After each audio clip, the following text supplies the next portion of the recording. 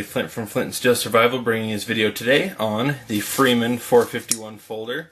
I picked this guy up a couple weeks back. I've been EDCing it every single day since. Stupid smooth, straight out of the box. I'm going to tell you that right now. I found what I believe to be the last one from this batch. It came from Lamtech. I'll put a link in the description below. Who is an authorized retailer from Freeman Outdoors, and this right here is the last one I could find in D2. They still had 2 left in S35VN, but USA D2 Freeman. So what you've got is aluminum handles, a titanium pocket clip, nice big lanyard bead hole for anybody that likes lanyard beads.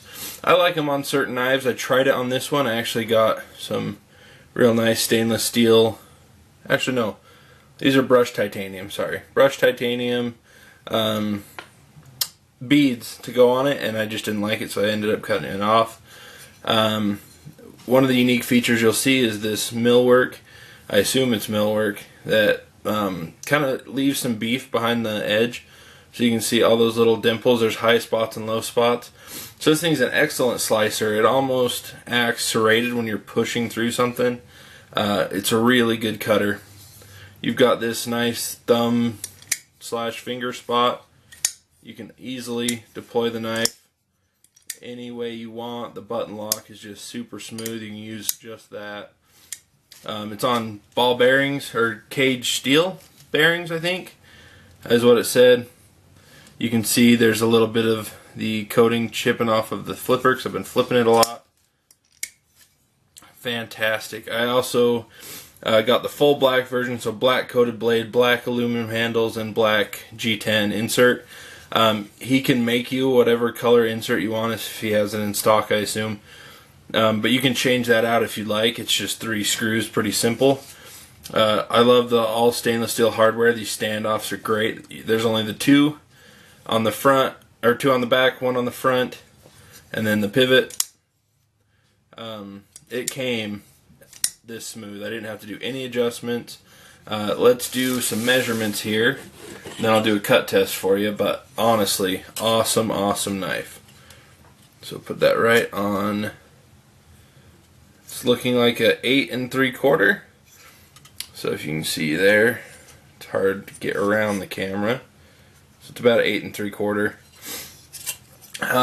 Blade tip to bottom is right over 3.5. It is exactly 3.5. My bad, I can't even read a ruler today. 3.5. You've got this little spot for a finger to kind of choke up on. Obviously, you don't want to get it too high, you'll be on blade, but you have a little bit of purchase there for sticking. And it was so weird for me to get used to the button lock, because the very first moment I had this, I tried to liner lock it, but just too cool of a knife. This was a grail knife for me, and it's one that once I got it in hand, I was not disappointed. Just a fantastic knife, and I'm super happy to have it. I would be hard pressed to put anything in my EDC before this now. And this is a user. I don't keep knives, for the most part, unless they're sentimental, to just sit and look pretty. It's not going to be a reseller. I don't have to make it or keep it pretty. So as you can see, things are happening. I've already got some coating rubbing off there, but it's because I literally carry this every day, everywhere I go, and I use it. Here's some comparable knives that I've also made the pocket this year. These are probably the other 2 knives I carry the most. Before I got this, I haven't carried anything since.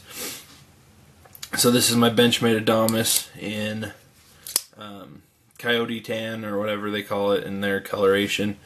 I actually saw the blacked out version in manual flipper or not manual flipper, you know what I mean, thumb stud manual, at my local Sportsman's Warehouse for $160 in blacked out. I almost bought it, but I'm glad I didn't, because I have this one and that's really all I need.